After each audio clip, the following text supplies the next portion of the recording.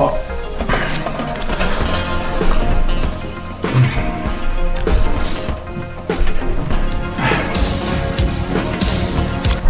Wild Wednesday, and we have some positivity.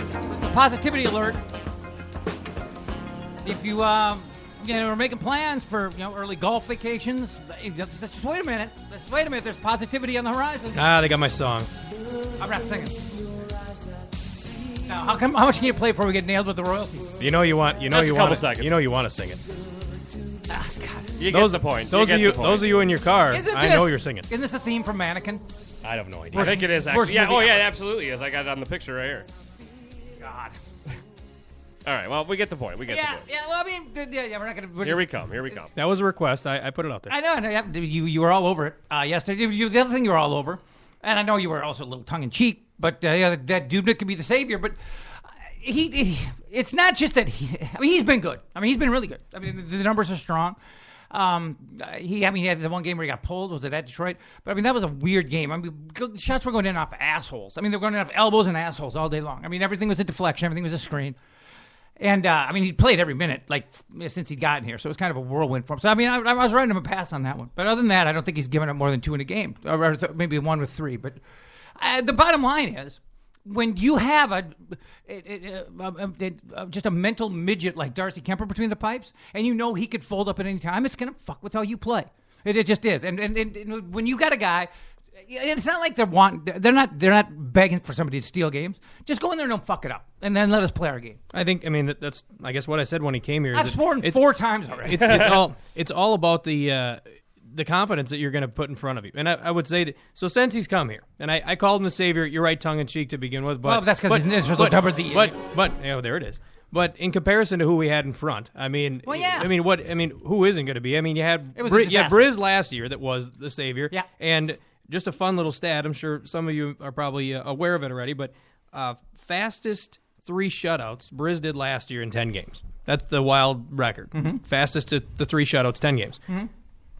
Dubnik has done it now in 8. Really? So he is 6-1-1 since he's got here. Mm-hmm. He's posting up a 9.43 save percentage with 3 shutouts. And granted, we did the Canadian run, and you have Edmonton in the mix, and you have Buffalo we played. So now you're on board with the soft schedule. But I mean, come on. But in comparison, I mean, you still had to go through Calgary, you had to go through Vancouver, and you had to go through Chicago. You did it clean. No cheap points. No, and regulation wins. And 2 of those are against Calgary, who has played very good hockey, very strong hockey, and sound hockey. I don't think that from top to bottom, they also don't have a goaltender that's stealing them games. I think they're playing good, complete hockey.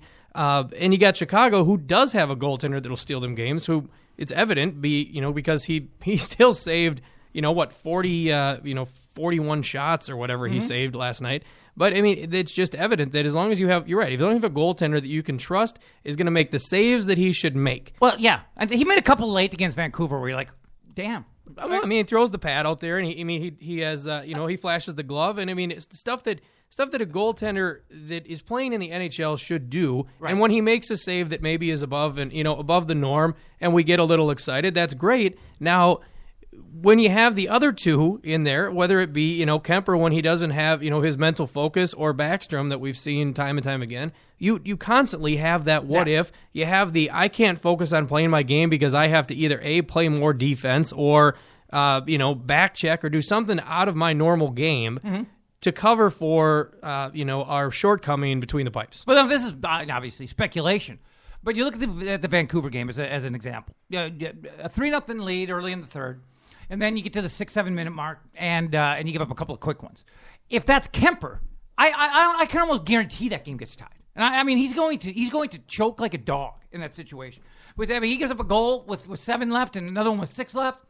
He's not getting through regulation. And it's not only just the goaltender. I mean, think of just the team. I mean, if Kemper does that or Backstrom does that, the team immediately folds because they're like, here we go again. Yeah. And they all the confidence is sunk. You don't play your game, like I said. You're not going to try to score goals.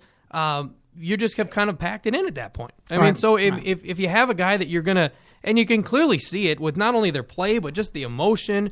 The smile. I mean, Zach Parise, they had a picture in the paper that basically showed him, giving him the old, head nod, tap and whatever. It is like, I mean, you see just like, they love the guy. I mean, he's just giving him a chance. He's just a tall, lanky, goofy 6'5" guy, you know, that weighs probably $125. I mean, he's just it's not real. me playing for him, is it? Well, yeah, I mean, it kind of looks like you actually. If you put some blonde hair. And all what is he? Isn't he like a 30-year-old journeyman? I mean, so he's got to be having some 20. fun. He's 28. Oh, he's a little younger than I He's thought. 28. So I mean, if you I guess I'm get ahead of myself, but I mean, the guy consistently can do this. You fast forward past this season, and you have. A Dubnyk Kemper 1-2 combo after you buy out Backstrom and Harding's off the books. So all of a sudden you actually have you've cleared out a lot of the noise in the goalie position where you can focus on some other things, and I'm getting way ahead of myself. I get that. And we have a small still a big if. We got a small sample set because, somebody pointed out but at least there's a chance that you have something that could work out. I mean, there's a chance that there's something in place that might work. And the guy can he was putting up I think a save percentage of 9-4 something when he was playing for Edmonton. I mean, somebody who has horrible defense. So I mean, and this and he's been with how many clubs? If he can, so I mean, he was quoted to basically say he likes it here. I mean, he loves the locker room. I mean, I'm sure he's saying the right things, but he's been shipped around 6 different places in the past year. Yeah. So I'm sure he's just happy to kind of make his place. And I'm not going to. It's going to be a long time before I'm comfortable with Kemper. But my hope, through all this mess, is that if they ever put somebody in a rotation with him that is reliable, that it might ease. I think Kemper puts a lot of pressure on himself. Oh, sure, and I think the club did too. I mean, I think I think it was his agent that really pushed for the contract. I mean, obviously, sure. I mean, a player of that age doesn't really. I mean, they don't know what they don't know. I mean, they rely on their agent for guidance and everything else, and I'm sure they saw that the Harding injury wasn't open, that they could get a one-way deal and get more money. And obviously, the kid, whether he's ready or not, and when you're looked upon as the guy that needs to be the guy because Backstrom can't be the guy, he's supposed to be the backup. That's a lot of weight that you all of a sudden have to, shoulder. And if you're not ready and you don't have the time to build that up, that this is what you're going to see. Mm-hmm. So if you can have somebody, whether it's Dubnyk, whether it's whoever they bring in next year, and allow Kemper to be the backup goaltender and learn from somebody that isn't past their prime like a Backstrom, that still has a lot of quality skill that they can bring to the table. And the funny thing about Dubnyk and Kemper is they're very similar goaltender styles. They're very tall. They're very positional. They're not they're not floppers like a Backstrom is. I mean, they have very sound, face the puck, grab the rebound, that kind of goaltending Quiet style. feet. So if you have that style, and then you count on the people in front of you, your defenseman core, to clear out your lanes and clear out the junk, and then allow you to make the saves, and if you can swallow up that rebound. Your defenseman will appreciate that too. Is sitting on the bench and having that pressure taken off, is that enough to have Kemper kind of fix what's going on? Has he even been dressing? He hasn't He's dressed. He's in Iowa. He's in Iowa now. He's in Iowa, and I just read it. And I'm wondering what's better though. Is it being the backup or playing in Iowa? What's better for him? Because mentally is his issue. He's physically skilled. That's not his problem. It's the mental. I'll tell you this: whether it's good for him or bad. As soon as he's ready to come up here, you get him up here and you put him on that bench and you put Backstrom in the press box. Yeah, Backstrom's worthless. Because I'll tell you what's going to happen. Backstrom gets hurt. Last night, puck went into the Wild bench and missed his head by 2 feet. He takes a puck to the dome, and you have Heatley 2.0 where he's on injured reserve and you can't buy him out. Yeah. So all of a sudden you're screwed next year because you can't even bury his contract because you have to pay him. So then we're rolling 3 goaltenders again. So as soon as Kemper's healthy, you roll those two as a tandem. You have, Backstrom. I mean, hell, I don't know if the Wild front office can be like, listen, we're going to buy you out, but, we'd like to transition you into a quasi-coach or something like that. I mean, have him on the ice if he wants to help out. I don't know what the answer is. I don't know if he's bringing a lot as far as his skill sets to the table. No, nothing. But clearly they need to do something with him, and I don't think he has the personality where he'd become a cancer. I think he'd probably just kind of roll with it. Because he's not loud. I mean, it's not his personality. I mean, he does his. You know what though? You don't have to be an asshole. If you're just a check collector, people start getting pissed at you. I mean, if you're just somebody who's just milking it for a paycheck, I mean, it turns guys off. But what do you expect? He's not just going to walk away. I mean, I would rather have somebody just say, I understand my role. You don't need me anymore. Right. And the writing's on the wall, whether you tell them it or not. Next year, this is going to happen. Mm-hmm. You do have agents involved and in that, whatever. I mean, you get people and basically say, you know what? We just ask that you just be a good soldier. You know, like the Wild has given you X amount of dollars over how many years. Realistically, I mean, if Tony was here, he would probably just the riot act would come out about the contract that they gave him. But you know what? Just pay him and ask him to go away. He doesn't have to be around. Well, I mean, he has to be. But I mean, you want him around this year at least in case something happens. Of course. But next year he just goes away. But I'm saying, like, the rest of this year, he's in the press box and he is not. I mean, not going to get injured. I mean, wrap him in bubble wrap or something. I mean, just don't let him get injured because then you can't buy him. Yeah, out. don't cut your chickens, dude. I hurt myself taking a shit the other day. I mean, you're never totally safe. You're never totally safe. Not sure how you would do that. No, I made that up. But beware, everybody. It can happen. That's a public service announcement. I've heard stories about people blowing out the their old ring or something because then you push too hard. Yeah, it's not giving birth. People just fucking relax. Take a Dexlax and fucking take a deep breath. Hey, I should set the stage. Yeah, what are we doing? Where are we? Well, there's a lot to get people caught up on. I mean, we're at the Southside Studios, but this is a Wild Wednesday.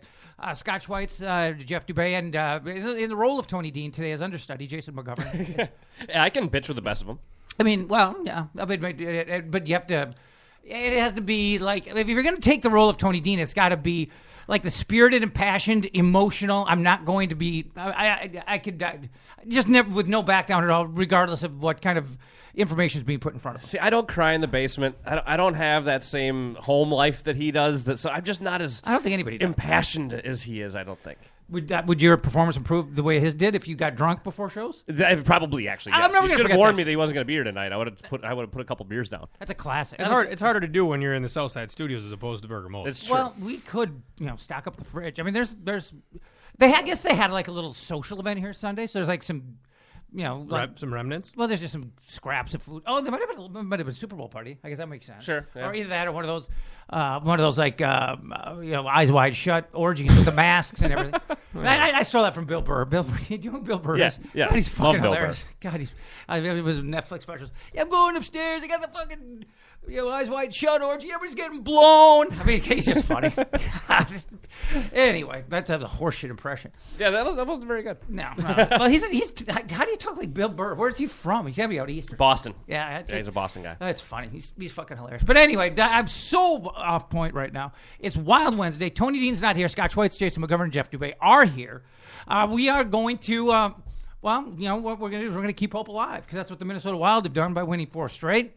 That's what the Minnesota Wild have done by just acquiring a goaltender who is a savior without being a savior. I mean, he's just the possibility of having a guy between the pipes who's not going to shit the bed has made this team look like this team again, and that's really that simple. And is that all he is just somebody who hasn't shit the bed, or is this a guy that could be on a contender? Oh, he's been better than that. I mean, he's better than that. I will say he's definitely been better than that. In addition to, because players aren't dumb. I mean, for the most part, they know what they're getting behind. Come on. I mean, what do you think of that Moose Jaw educational system? But I'm saying if you watch a goaltender roll in there, you know what you're getting. I mean, if he's a Band-Aid goaltender and like gives you like a good outing every third outing, I mean, this guy, whether it's specifically what he's bringing to the team as far as a calmness, or if his skills overall are superior to the goaltending we're used to seeing. And I think in what I've seen so far and just how he plays positionally, aside from that Detroit game, he has played very well. Did you think he was bad though? I didn't think he was bad. No, I think he have some some rogue shots that kind of went in. I don't think that I think they did the right thing with with pulling him, and then the team kind of was able to rally back and that then they get him in the next game and he's fine. I mean, you basically he's not stewing on it. He's not crumbling emotionally and has his head all wrapped up and everything. So I mean, just that ability to have resiliency to be able to get back out there and have your team rally behind you or in front of you, I guess rather. It's it really is. It's telling that I think his skill level is above what we've seen, but I think just overall that the team doesn't have to worry about the goaltender, that they can focus on what they need to do.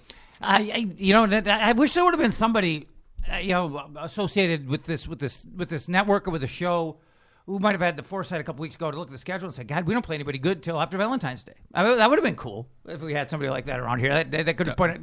Double jointed Jeff patting himself on the back. Yeah, right there. Well, I spent all afternoon patting myself on the front. I got to switch it up a little bit. It is what it is. Let's just take our first break, get it out of the way, and talk. We'll talk Wild playoff chances. Is everything going in the right direction? For now, we'll be back. Hi, everybody. This is Alyssa. And this is Liz. And we're with the Focus Radio. Where our focus is to bring you resources to grow your business and double your income. Join us on Mondays from 3 to 4 p.m. Central Time. TheFocusRadio.com. Okay, last year, 2013, I lived just down the road, Pleasant Avenue, just a few blocks here from Uptown Pond, which is right on the corner of Lake and Pleasant. And, there are a couple of times, you just try to get to that next payday, maybe a couple of bucks short.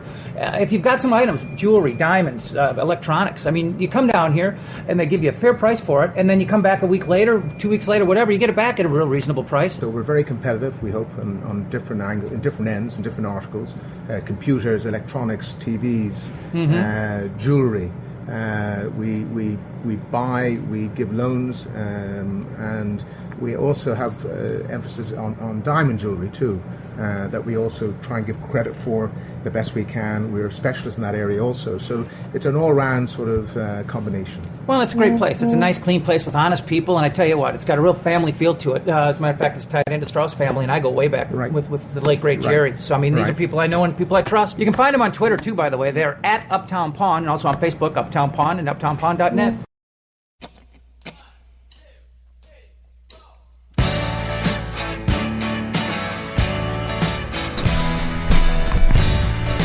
All right, we're back. Now, I don't know how... it's 12 months, but you know what I'm going to say. This is not a radio station, not channel surfing. You've been listening from the beginning. You know who I am. Just say my name. I love that. I don't know if I want to say I love it. It's because it's kind of an uncomfortable scene. But just because he's become such an arrogant asshole. But in that episode of Breaking Bad, he goes, you know who I am. And he made the guys, what was the name?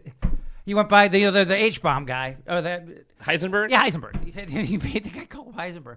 But anyway, I digress. God, am I all over the fucking place today? A little bit. Well, it's been. Well, I can't say I'm goofed up on caffeine. I'm drinking the worst, most flat 7-Up. It's like Diet 7-Up. Yeah, Oof. well, it's all that was here. It's just disgusting. But once again, I digress. Scott, I don't know what the website is where you go and you get this percentage chance that if team's going to make the playoffs. I don't know how they come up with it because it wildly varies. Just it's called sportsclubstats.com, right. And you can actually get so granular that you can go not just NHL but Western Conference.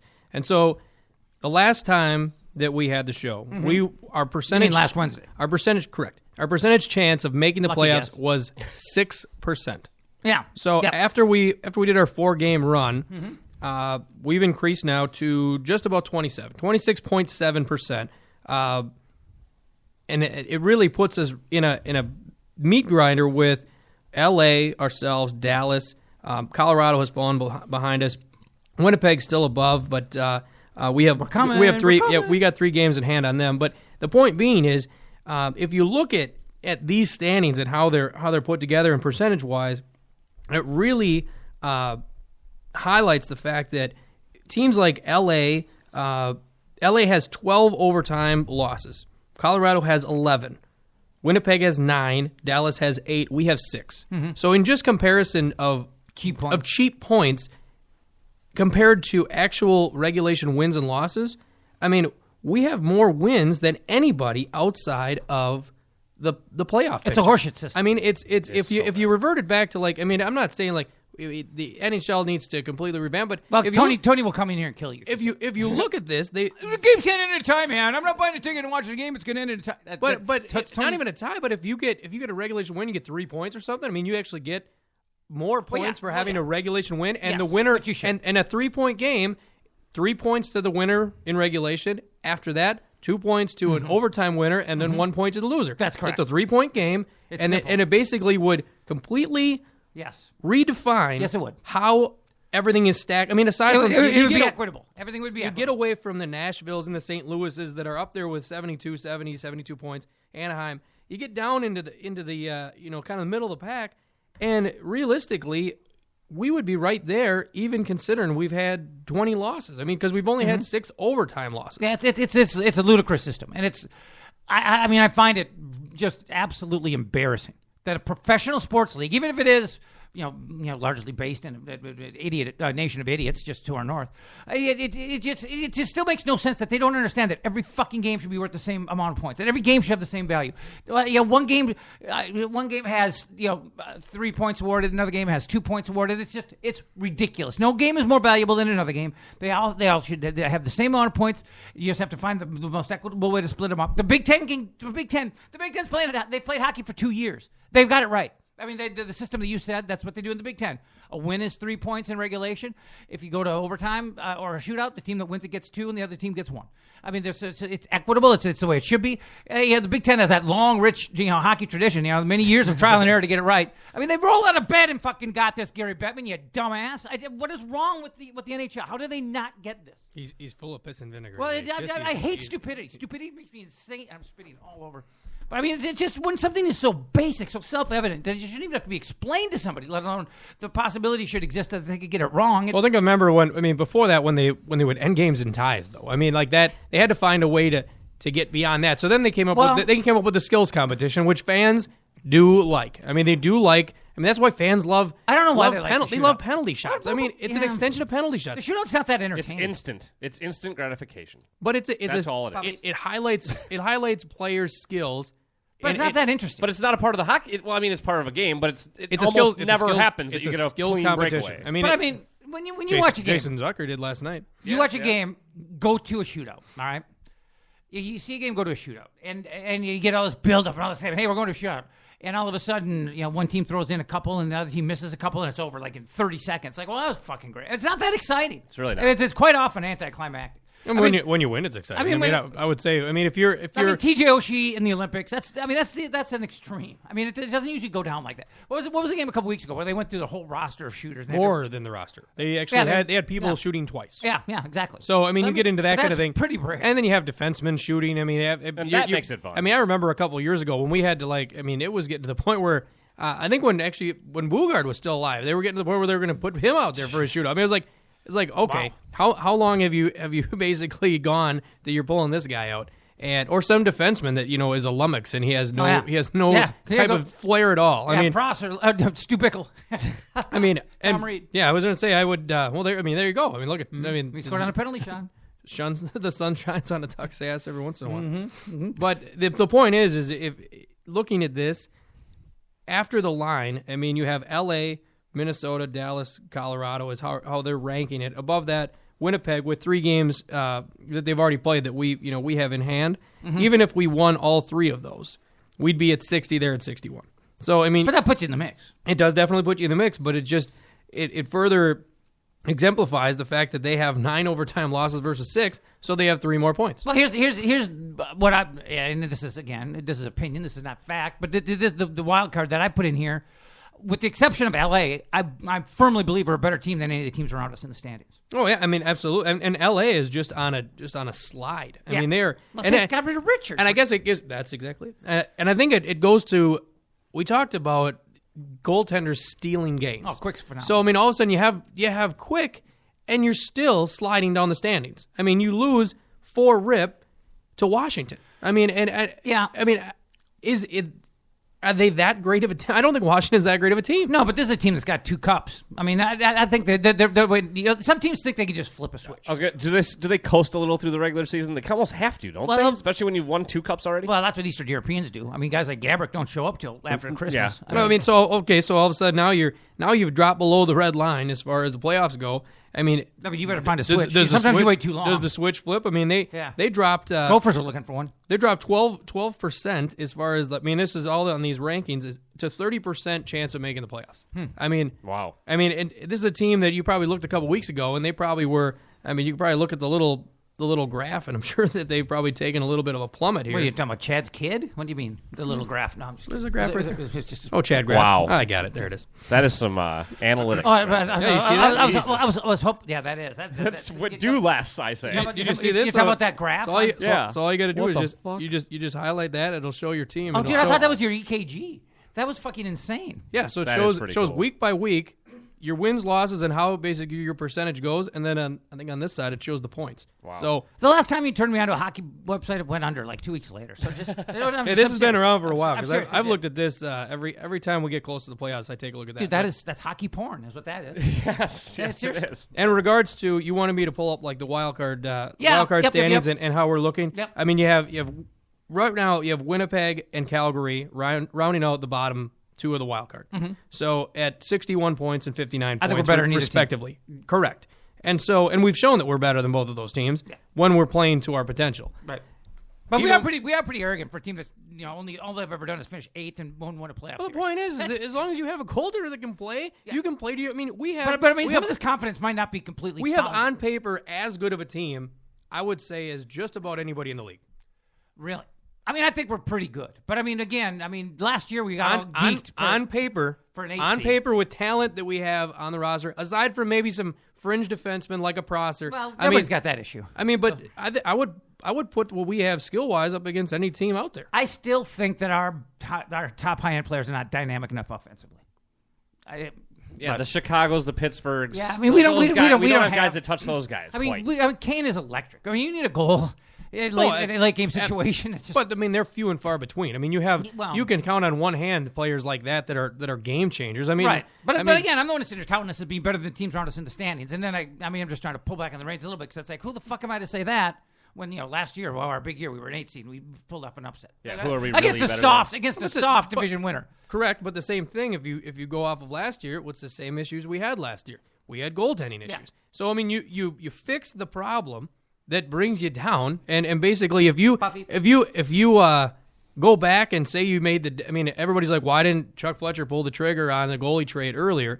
It's because if you pulled it earlier, then who knows who's available at that time? Because it's early enough in the season. Who knows who's available and how much you're gonna have to pay for that person? Well, I mean, is you rewind? I thought we were gonna have a shot at Cam Ward. And that kind of excited me. Do you a little want Cam Ward? bit. Well, I know he's making some money, but he's 30. I mean, he's not done. You think he's done? I don't think he's done. I mean, you want to talk about players surrounding a good. I mean, they have some good players on that team. I mean, they got Justin Falk on the blue line. They got they got the Stahl guys. I mean, they got good quality players. I mean, are they that bad of a team? Yeah, that's a good question. I mean, I don't know. I mean, is it the goaltender? I mean, I don't know. So you used to you at one time liked Cam Ward. Well, sure. I mean, but is he going to come in and if he's I not, think it's if he doesn't fix it, then what? Then all of a sudden you're paying a guy. Yeah, that's the you're problem. paying a guy That is like the problem. former Backstrom money. Yeah, this was a much lower risk move. There's no doubt. Of about it. course. I mean, but you might as well just have a sample set and just try it out. It's a good experiment for what's the guy making, $800K or something? I mean, Oh, yeah. I mean, he's making minor league money as opposed to you bring in Cam Ward, he doesn't fix it, then what? Then all of a sudden you're like, he becomes a free agent and everything. I mean, what do you give up to get Cam Ward? And then I mean, who knows? Well, and the thing is, You don't want to pull a Ryan Miller what St. Louis did last year. I mean, there are franchises. Well, there are franchises that have spent 10 years looking for a goaltender. I mean, like Philadelphia, they're always looking for a goaltender. I mean, there are franchises out there that they just can't find one. And basically, It's because you have to get lucky in the draft. or however you find them. I mean, but there were just years where we fell drunk ass backwards into goaltending. I mean, Manny Fernandez in the expansion draft, Dwayne Rollison off the scrap heap, Backstrom out of nowhere. It's like, well, fuck goalies, please. I mean, we can't walk out the door without finding a fucking good goal. I mean, it's just we couldn't avoid falling backwards into good goaltending for forever. I mean, I don't mean to downplay. I mean, they scout, but I mean, when a guy like Rollison comes out of nowhere and has the run he had, you get a little lucky. I mean, well, of course, and he was a no name, and I guess you get people that have resurgence, like when Jose Theodore came here, and he's like, hey, I mean, he had a pretty good resurgence. I remember when we played him in the Avs, and he was mediocre. Dude, I like Manny Fernandez. How come people don't like Manny Fernandez? I mean, was he a pain in the ass? I think they didn't like him because he was Jacques Lemaire's nephew, and I think I thought he was a pretty good goaltender. He's a great shootout goaltender, by the way. well, those two, I mean, Fantastic those shootout. two had a good tandem bit going. I mean, that you had no number one. You basically had two basically one One and a Bs. half. So I mean, that's exactly. You have guys that any given night they come out there and make it happen. Now, however, what I don't understand, and this all goes back to the Riseborough era, when you have guys like that, how did you not develop any sort of talent in your minor league system? Yeah. Nothing. I mean, you have no goaltenders to speak of Yeah. that you drafted or developed because all of a sudden you go out and you sign Backstrom from Finland. He didn't even play here. I mean, they got him from Finland. on a whim, they're like, "Oh, you want to come over and play in the NHL? Sure, yeah. Sounds good to me." Which is weird because he wound up being, on 2 Olympic teams. So he was on the Finland national radar.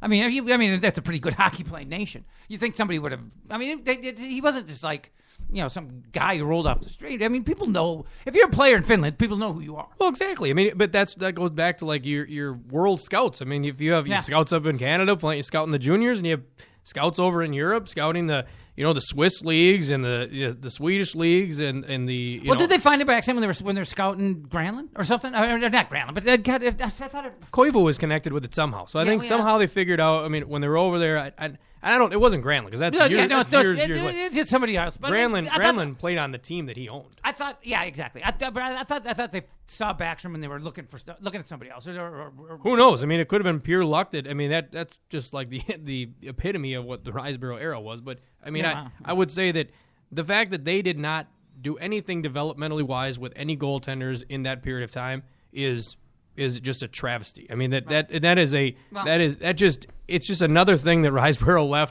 left us with after he dismantled this place. Well, here's my favorite Riseborough moment. It was going into Gabrick's summer free agency. All right, and I think people saw the writing on the wall, except for Riseborough, who kept. I remember even on the P and Dubay show, he said, his big, what his big ace up the sleeve was when he was going to go fly overseas and sit down at a table with Gabrick. You know what his big ace up his sleeve was? He was going to let him have Mikko as his center. He said, it's all Gabrick ever wants. If we sit down and tell him that Mikko's your center, well, he's not going anywhere.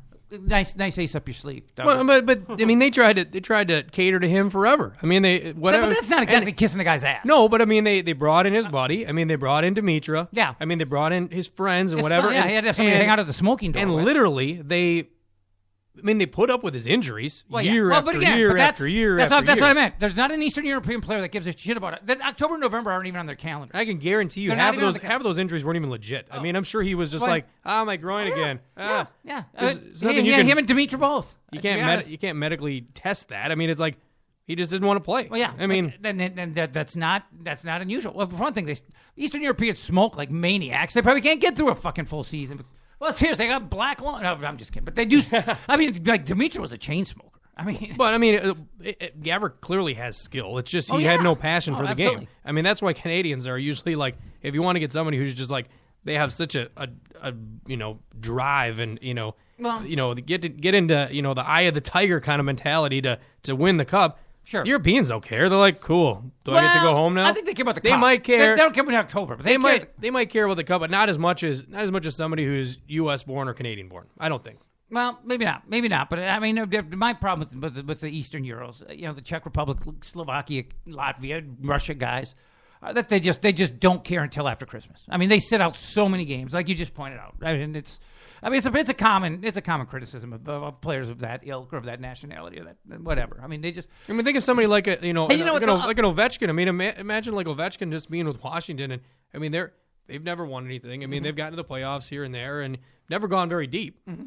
I mean, what do you think he's doing? Whatever. I mean, do you think he would want to get out of there and go like somewhere like a Pittsburgh or somewhere where they're going to actually, or Chicago or somewhere? Who knows? I mean, obviously, Malkin's in Pittsburgh with the salary cap. I mean, you're limited as far how much talent you can have. I mean, that's you have the equitable differences between the teams and all that. But you think of these top end players that sit in these franchises for however long before they somehow get sour and not demand a trade, but that's like the ultimate thing that happens. Yeah, or just leave. Or just leave. Or just leave. Don't sound like Gabrick did. I mean, I don't know why Riseborough. If I'm not mistaken, he flew over to Europe to meet with him. It's like, why even fucking bother? I'm sorry, but he also offered him $10 million per year for 10 years. I mean, it was basically like $100 million contract, and he's like, nah. And then he gets hurt, and he's like, they still try to offer him something. He's like, no. I mean, just cut ties. You should have traded him when you had the chance. Yeah. I mean, traded him before he got hurt again, and then sat the rest of the season on the IR, and then everyone knew that would happen. Oh yeah, too. That was the I thing that pissed me off about that. When in his years here, especially the early ones, I can honestly say this is not hyperbole. I've never in my life, ever in my life, seen instant acceleration like his. I mean, he'll be side by side with somebody, and then all of a sudden he's gone, and you don't. He didn't even look like he changed stride. He just flip a switch. He had that other gear. It was crazy. I mean, I've never seen anything like it. And the release was because of his skating stride that led to a lot of his groin problems, though. I mean, the way that he would maybe come to camp not fully in shape or something, and then he would try to do that. To do that acceleration like he showed in the All-Star game. I mean, the guy had crazy speed. Well, didn't he win the fastest man? Fastest skater, yeah. So, I mean, you show that, but you come not equipped to do that, and you try to do that, that's where you screw up you screw up your groin muscles and all those other, your abdominals and everything else that probably happened. I mean, it's just...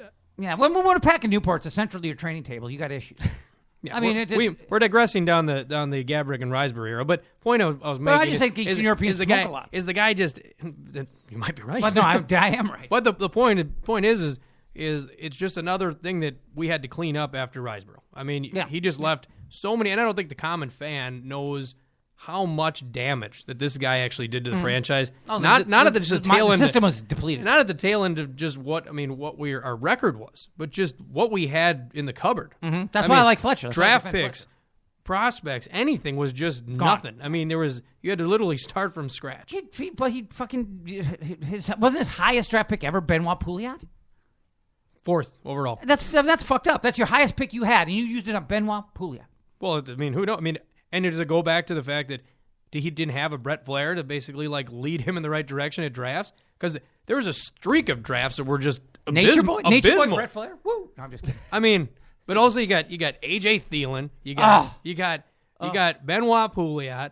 I mean, you got Tyler Kuma. I mean, I could keep going. You got first round pick one after another after another. Well, Tyler Kuma was a pencil neck. You could look at him and you'd say, "This kid's fragile." But in the drafts, in those drafts, I mean, if that would have changed. One of those drafts, if you would have got one player that's marquee now, changes the franchise. Well, AJ Thielen's a kid from Egan that we didn't want at the U of M. But that says something. And he got kicked out of college. Yes, out of Michigan State. So I mean, the point is now you have compounding awful drafts with trying to salvage players for picks and other things. And you're Canadian holier than thou hard on. That always fucking pissed me off. Oh, yeah, remember how fucking reverent he would become every time? Oh, we're going to the Forum. Not the Forum, but we're going up to Molson, and he'd almost fucking weep as he's getting on the plane. It's like, what? Just get over yourself. Get over yourself. Yeah, I mean, you were a great player and a captain. Now you're just a fucking idiot who's ruining a franchise. You're not. I don't even know where he's at now. Is he some sort of just lowly scout? No, he's advisor to somebody. He's a Labatt's distributor. Is he? Yeah, I don't fucking. If he's not, he's a Labatt's consumer. I can tell you that. Probably is. All right, we'll take our final break. We'll be back with more Wild Wednesday. Hi, I'm Terry Daniel, and I've been a voice actor in Minneapolis for over 2 decades now. How often are you getting compliments on your voice? Now is the time to do something about it. If you're interested in getting into voiceovers, please contact me via my website at universalvoicetalent.com. Folks who've listened to the show, they know that I lived in the Uptown area here, right down Pleasant Avenue, as a matter of fact, and on the corner of Pleasant Lake is where Uptown Pond is. And I have been here numerous times, had numerous business dealings with them. It's just a nice place with good, honest people. Bob Jacobson, the owner, you run the place. You've always been good to me. Thanks, Jeff. We try. That's part of our business. We're here to help people, and so everybody walks in the door. We hope we can help. Well, what I've always appreciated is when people are nice to people who are the low man on the totem pole. Like when I was a bat boy, I liked the star guys who were nice to the bat boy. Right. And I mean, I came in here and you guys didn't know who I was. You didn't know I had a radio show, and you treated me great. I mean, just a guy off the street. Listen, that's the idea with I think a smaller family type business. Somebody walks in the door, we don't want to let them see everybody gets treated the same way, and we hope that's the case. And we don't want to see them leave without. We try our very best. It's really easy. It's easy. It's low pressure. Good, honest people. Right on the corner of Lake Street and Pleasant Avenue. You guys got to check out Uptown Pond.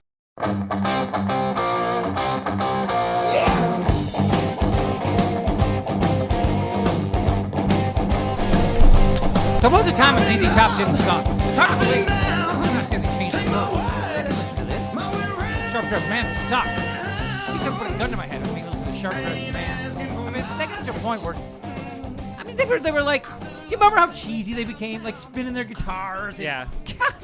just idiots. They became just basically the caricatures of themselves. Yeah. They got so famous. But I mean, like Lagrange, whatever, and Tuit. I mean, I can listen to that shit. It's just basically Stevie Ray Vaughan. They're considered some of the best guitar players, or at least one of them is. Well, they're great riffs. I mean, they're great blues Yeah. riffs. I mean, I can't remember if one of the guys' name's Dusty or if that's just how somebody described him. I mean, they basically walk. I mean, they just look like they walk with a cloud around them, like like this, like Pigpen. Yeah, like Pigpen.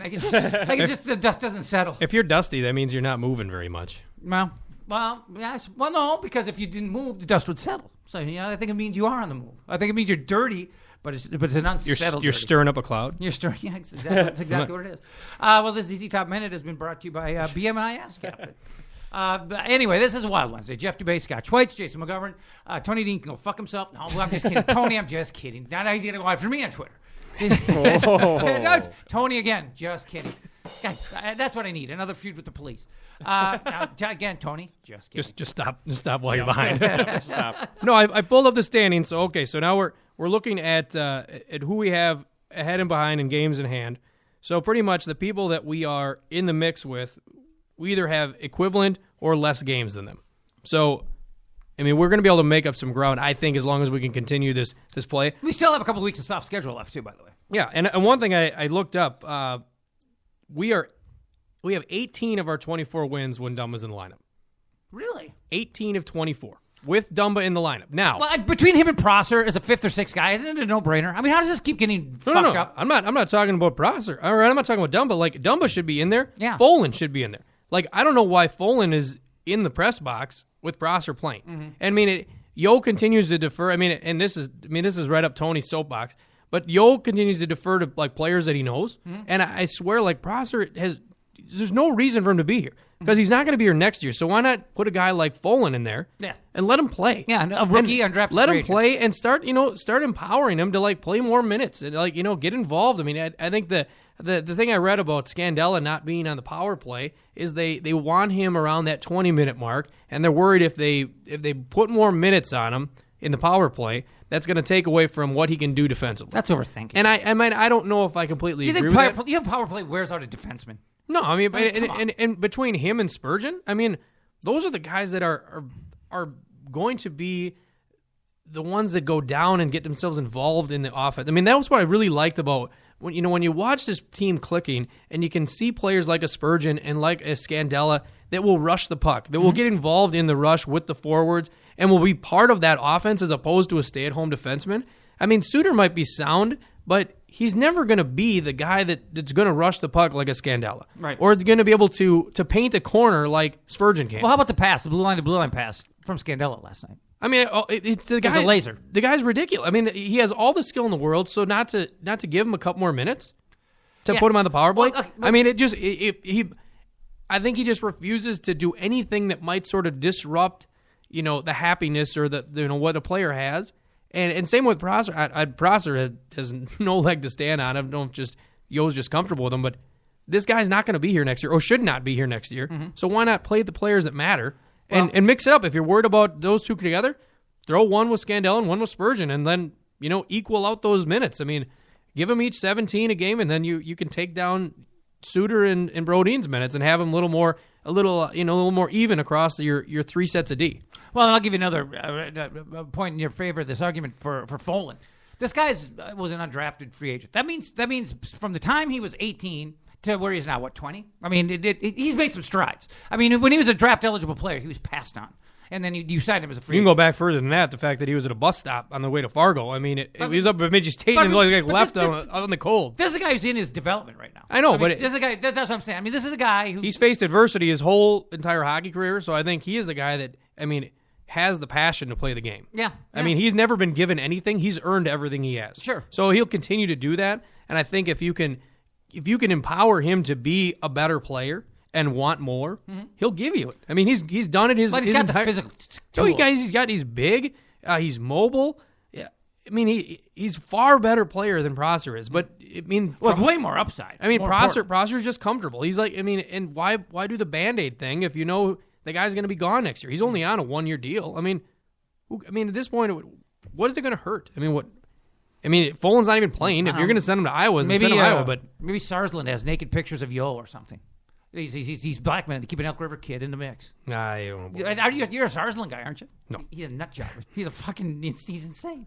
I don't know why. How does he come up on this show? That's just how fucking weird I am. You're all over the board today. All over I'm trying to come up with an Elk River connection. If he's going to come up with it, today's the day. I'm trying to come up with an There's trying to all come- kinds of weird connections you've done today. I'm waiting for some sort of Elk River Mafia connection to keep Prosser in the lineup. There's got to be a reason. No, the only reason is that Yo is comfortable with him, and basically he would rather have him than at any time a Dumba, a Folan, even a Blum. I mean, Jonathan Blum might not be the greatest defenseman, but I think he brings more to the table than Prosser does. Yo's not a power coach, clearly. I mean, he's a hanging by a thread coach. Why doesn't a guy like Fletcher, who at least should have big picture, plans, from his GM position, you get down and say, hey, look, Folan's got a future. Get him in the fucking lineup. I mean, don't you in the ear of a coach once in a while and say that? I mean, don't you have to? Yeah, but I mean, especially if a coach at what point are you starting to step on toes of your coach? When I mean, well, one guy's got a future, the other guy doesn't. I'm talking about the players. If you want, I was going to say, but if you want to be the coach, and be the coach. I mean, you're the general manager, so you're. I mean, you're not. I mean, imagine if somebody's getting down in your business, like, hey, I'm telling you how to who you should have in your lineup at any given time. I mean, that's really kind of I'm not talking about strong arming, but just I mean, maybe they're boys. They just fucking hang out and say, hey, maybe want to get Prosser out of into the press box once in a while. I mean, just say, Maybe, I mean, I don't know. Maybe those conversations happen, but I mean, even exchange of ideas, not a strong arming. This is how it's going to be. But I don't know how that conversation would go because it would immediately be taken as a strong arm type approach. Like, what do you mean? You don't think I'm doing the right? You don't think I'm doing the right thing? Like.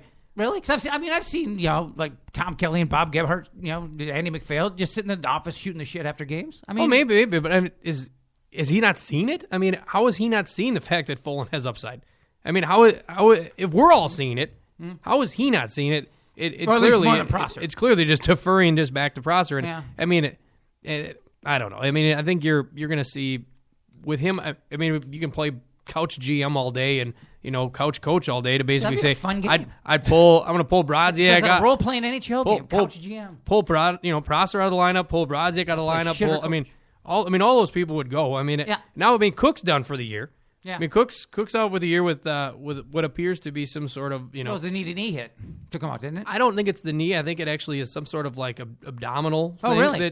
So wasn't the dirty knee hit? I thought it was that, but then I read that he's having some abdominal specialists come in and evaluate him, and it's not the leg issue that happened in the beginning of the year because he had the hip where he kind of tore some muscles off of his femur and everything else that was part of his hip flexor. But this is not it. This is something. They should list it instead of abdominal lower body injury. No, karma. Just because it's a karma injury. it is what it is. Matt Cook is out due to karma, folks. I mean, I like that. I like that a lot. I don't know if he's. I mean, that one hit he had in the playoffs last year. I mean, I think that was incidental. I don't mean, but that's not. You can't. He's got a 6-minute reel on YouTube of dirty hits. You can't whitewash the past. Back in. I know he's been better. But I mean, he hasn't done anything really since he's been here. Karma remembers. I watched Earl. I watched My Name Is Earl. Karma remembers. Ask Carson Daly. No, there's another reference. We should have like a tally sheet of just obscure references he's doing. References. Yeah, exactly. But I mean, so point being is he's out of lineup. So all of a sudden you shed the rest of the the proverbial fat so to speak, like a Brodziak or whatever, and get the people in the roles that you want them to play and that quite possibly are going to be playing next year. I mean, let's get some consistency and maybe some cohesion involved. Other than Folan and Dumba being in and out, who should be in that's not in on a day-to-day basis? Not Howla. He hasn't earned it. I think Howla should be playing ahead of Brodziak. Yeah, I can see that.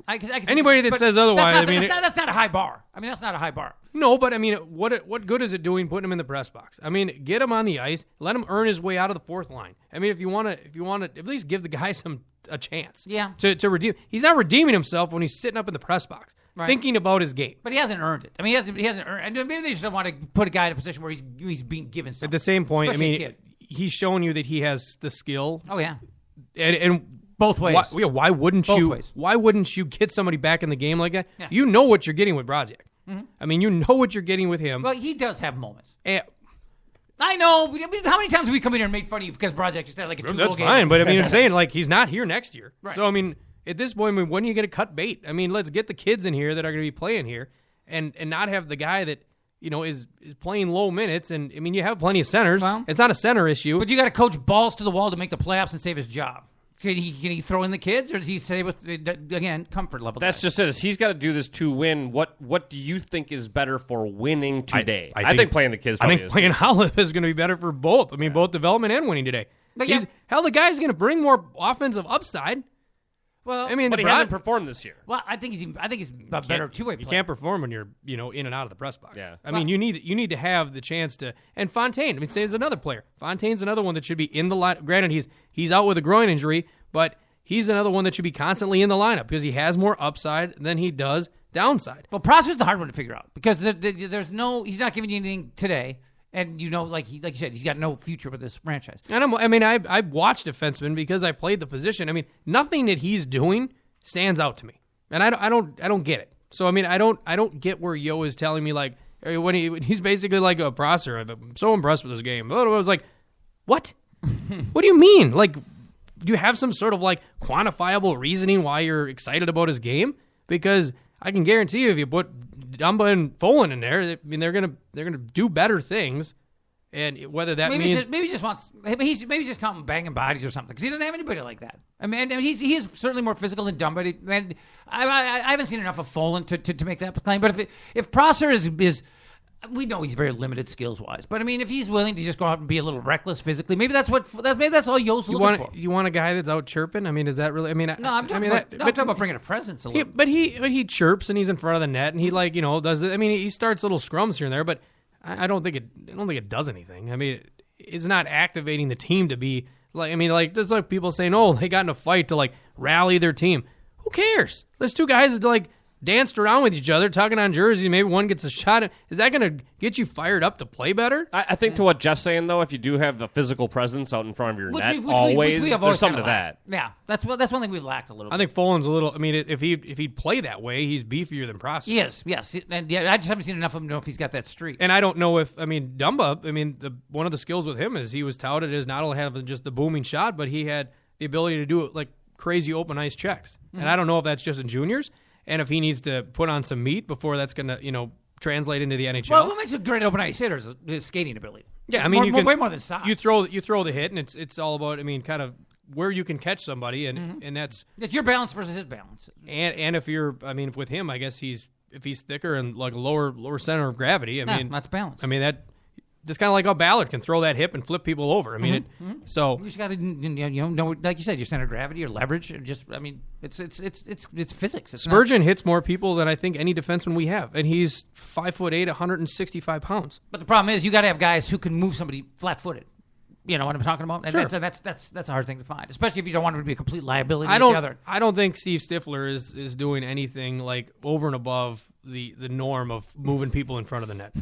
That's exactly what he looks like. I couldn't pick Prosser out of a lineup. I got to Google pictures up there for me. Steve Stifler, like I know Stifler is American Pie. I know it is his exact. Who is from Cottage Grove, your favorite place? Yeah. Oh, he's from Cottage. He's from Minnesota. No. Yeah, he's from Cottage Grove. He went to Park. I don't hate Cottage Grove, but I'm staying there now, and it's just the middle of fucking nowhere. It's just south of Woodbury. It is, but that is the middle of nowhere. You know how far Woodbury is from? I mean, the western suburbs are close to downtown Minneapolis. There's your picture. Yeah, he got a little. Does look a little bit like him. Yeah, he's boys. When we were doing the podcast last March at Tom's radio network, Tom Bernard's radio network with Sean as well. Our board op was Sean's cousin, Pat McCarthy, and he is from Elk River. He was boys with Prosser, and he got Prosser on our show. Oh. So that's why you have a spot in your heart for him or something? No. Never mind. I apologize. No. Don't step on toes, fucker. I'm just saying it's a small world. I mean, the guys, they're Elk River Mafia together. That's all it is. Before we put a wrap on this, and we should mention, we need to do a promo too, and we're going to do an on-air promo tonight. Right now? Whenever you want, whenever you're comfortable. I just want 30 seconds on why people should listen to your shit. There are a lot of reasons to listen. Maybe not drop some F-bombs and have obscure references. You just fucked up the promo. You did just totally ruin the promo. No. All right, 30 seconds go. I think I just stuttered, so I just fucked up the promo. This is not the way to do things. But this is kind of fun, though. I think this is kind of fun, especially for the listener, really? too, that you have to try to stumble through this. This is like an interview when you're like, tell me about a time when. If it doesn't work, we'll do it again. But I think this is kind of fun. Go. I want to see what you can come up with on the spot. You're not the boss of me. Go. You're not the boss of me. I don't know why people should listen to this show because I've never. been a self-critiquer, and I've never been somebody who goes back and listens to my own work, so I don't have a fucking clue if I'm any good. I know that we have fun, and I know that Scott knows what he's talking about, and McGovern is a hipster doofus who he's arrogant enough to sell what he's saying, whether it's right or not. So I mean, you'll walk away from it thinking you got something out of it, and whether you did or not. I don't really give a shit because it's not like if there's a receipt. It's not coming with a gift receipt. You're not getting your money back on it. We're gonna have to redo this. No, I like this. Sean gets to edit this later. All right, and where do you find this wonderful show? Well, because this is going to be on other shows. Well, the so where would they find narcissist in me would tell you to go to jeffdubay.com, but I think just for mass appeal, I go to iTunes and iHeartRadio. There you go. All right. Well, Sean can make that. Set it up with automatic downloads too. Nice. I do that with porn. But anyway. All right, you got anything else? Or I was going to plug the network. Is that okay? Absolutely. I would love to hear that, too. Well, I mean, we're not going to do the job we did on it yesterday. Stroked the shit out of it. Yeah, but I mean, it's the Live and Social Network. I mean, once upon a time, it was just the Jeff Dubay Show, and, with Sean Bernard and Scott O'Malley, Steve, just plugging away. But now it's 14 shows going in all kinds of different directions. I mean, as many different directions as I go within 60 minutes of this show. Or any show. But I mean, we've got shows about sex. We got shows about, old Jewish women. Not old. Don't God, I hope they don't hear that. They're not old. They're like, well, they're 50. I mean, you do it. I'm just kidding. Oh, she's going. One of them's got fake titties. So you might get on that. This is the best. Oh God. This should also be a recorded promo. We got shows about music. We got shows about politics. We got a sports writer, playing guitar in a band. I mean, it's. You got a bad boy, flatulent on air. I mean, have you heard me fart on mic? They've been sneaking. I wonder if anybody's caught that. They've been bleeding through. I mean, it is what it is. But I mean, there's hopefully not literally. Well, oh God, that's really disgusting. But I mean, the Alive and Social Network is almost impossible to describe in a short period of time because. There's not only are there not two shows alike, I don't know that there's two shows that could hang out together. I mean, I don't think we're all so different. Very diverse. There's nobody on this network that I want anything to do with. No, I'm just kidding. Jesus. But no, that was a joke. But I mean, it is a pretty diverse crew. I'd hang with Juice. I'd hang with Juice 24/7. Have you ever hung out with Julius? I have not. I mean, we've done the show together. Good dude. Oh, did you? I mean, on your show. Oh, okay. Yeah. He hasn't come on my show yet. He should. will though. We'll have to get him on my show. Absolutely. Yeah, and have him bring a little acoustic accompaniment so he can bang one out live. Hell yeah! Awesome. Speaking of which, we got the pubcast coming up next. Nice. So we'll be doing that. God, hey, before we go, let's. What do you think of the next three games? Before next Wednesday, we got Saturday. So we got a break. We got a break that was going to give the guys a day off today. Tomorrow they get back to practice. Suitor needs it. So all of a sudden we got Saturday at home versus Colorado. Yeah. Then we got Monday at home, Vancouver, and you got Tuesday at Winnipeg. So at some point coming up here with that Monday Tuesday bit, you're gonna have to figure out what goalie plays when. So in looking at this, I mean, I don't know if. Well, can't Dubnyk go back to back? Come on. He could probably go back to back, but I mean, then you got a day off, and you got Florida. I mean, and then you got Carolina. I mean, so you have some. You're coming back home. I mean, the only away game you have in the next 5 is Winnipeg, kind of in that back to back. So I mean, yeah, can you roll him? Roughly 5 games the next week. You have to because you know why.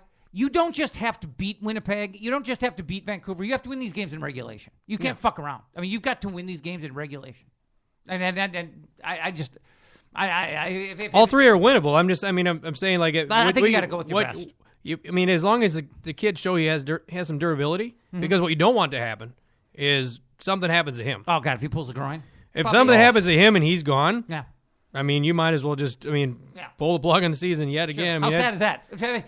Somebody protect Dubnyk. Hey, Dubnyk, we're done. I mean, well, that's what I said always. He's the savior, but I mean, it could easily just as downward spiral if something happens to him. The whole season relies on him. That's all you so need. scary. And that's all you need for the double D to start. And it's not just him. It's exactly what we talked about. It's the fact that would domino affect everything that now has been built back up over the past. Right now, the 8 double games. D's perky. I mean, that's all you need is the double D to sag. And look, I mean, before he got here, I just looked really at all of the games, like the 6 games prior to that. Backstrom lost 4 of them. Kemper lost 2, but scores of 7-1, 7-2, 4-1, 3-1. I mean, these are just ridiculous. These are just landslide losses to teams like Dallas. I mean, it's like you shouldn't lose 7-1 to Dallas. So all of a sudden, I mean, I'll stand by the fact that I called him the savior because I'll tell you what, we're not losing games like that.